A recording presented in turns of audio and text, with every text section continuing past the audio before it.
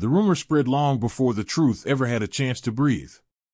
People whispered that a billionaire had saved a poor single dad's dying daughter only to get the girl pregnant later.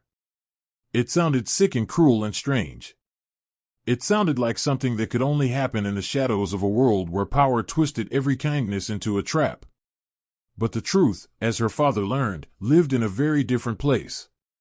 Malik had lived most of his adult life with worry pressed against his ribs. His daughter Sanaa had been born early and fragile, and her health had always been a candle that flickered too easily.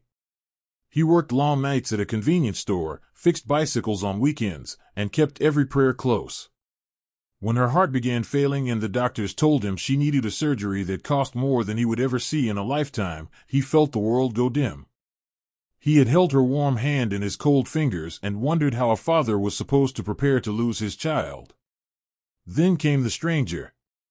She walked into the government hospital as if she did not belong in that cramped hallway with its peeling paint and the smell of antiseptic.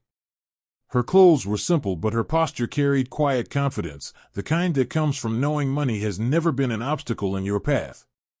Her name was Liana. Malik had never met anyone like her.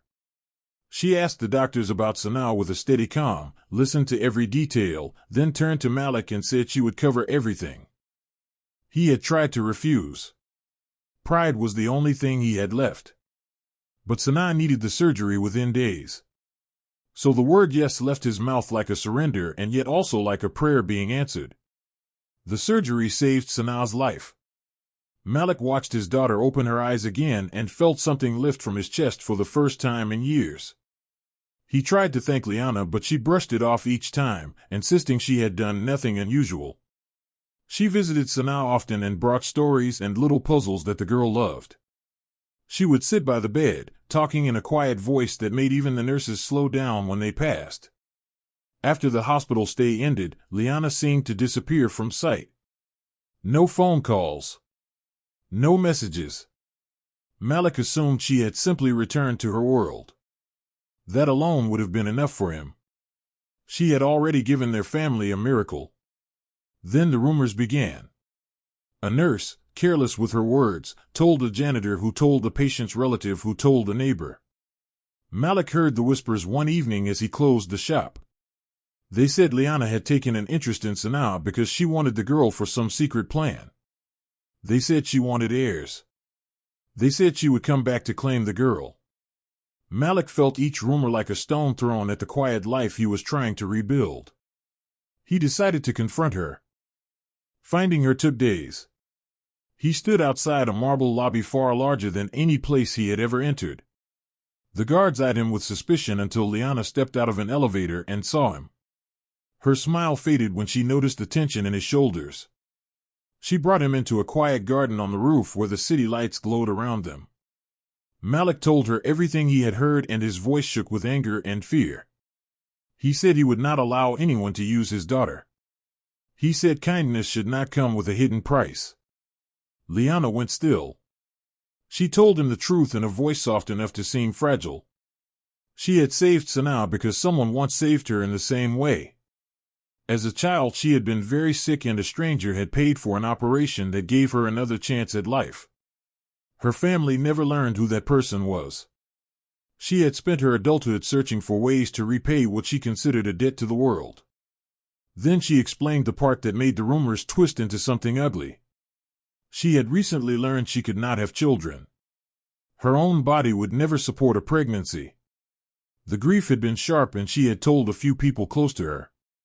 One of them must have let it slip, and someone else had added their own imagination until a simple truth had grown fangs. She had no desire to take Sanaa from him.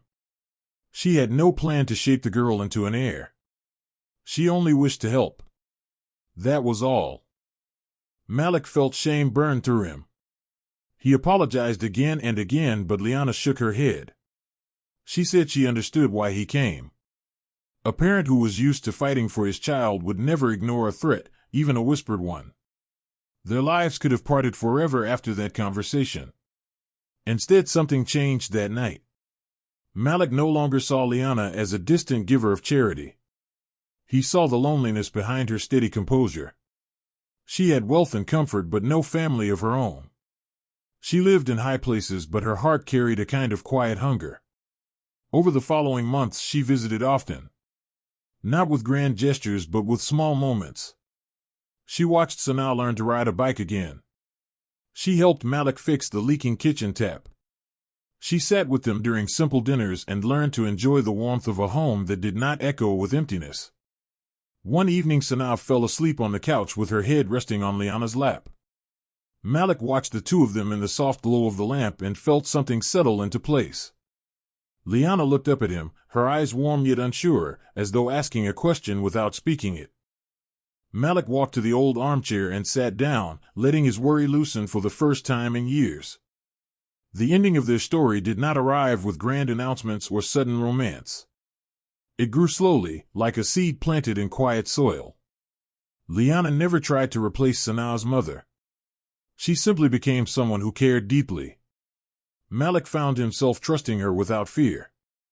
And Sanaa, with her newfound health, discovered a world larger and brighter than before. What began with a rumor twisted by strangers became a story shaped by truth and tenderness. The billionaire had not saved the girl to claim her. She had saved her because she understood what it meant to have a life handed back to you when you thought it was slipping away. And in return she received something she did not expect. A place to belong. A home. A family that welcomed her without conditions. A miracle of a different kind.